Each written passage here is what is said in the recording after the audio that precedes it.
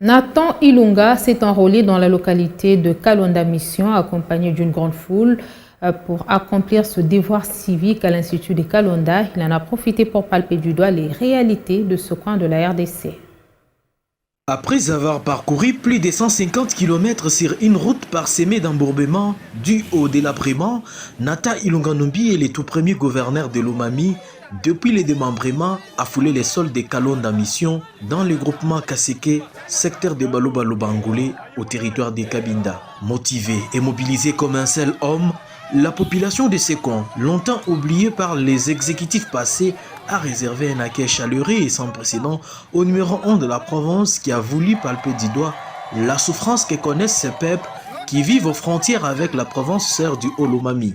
L'objectif principal de sa mission était de se rassurer de l'évolution des opérations d'identification et d'enrôlement des électeurs dans les différents centres d'inscription et sensibiliser la population pour se faire enrôler massivement dans l'objectif d'augmenter le nombre de sièges à tous les niveaux. Profitant de son séjour à Kalonda Mission, Nathan Ilunga Numbi s'est acquitté de son devoir civique en se faisant enrôler au centre d'inscription de l'Institut de Kalonda. Pour le moment, je vous encourage d'aller prendre les cartes. Je sais que dès le début de cette opération d'enrôlement, nous avions déjà sensibilisé.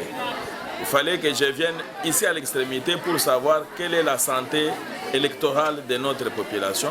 Voilà pourquoi j'avais choisi de venir ici, pour avoir déjà de bonnes impressions sur l'évolution et comment cela s'est effectué dans cette partie de notre territoire. Partout où il a échangé avec la population, son message était unique. Le changement de mentalité et le soutien total au président de la République Félix-Antoine Tshisekedi Tshilombo. Par cette visite, Nathan Ilunga Numbi a aussi palpé du doigt la réalité de l'état de la route et cette route sera dans les tout prochains jours entretenue par l'Office des routes qui a déjà reçu les fonds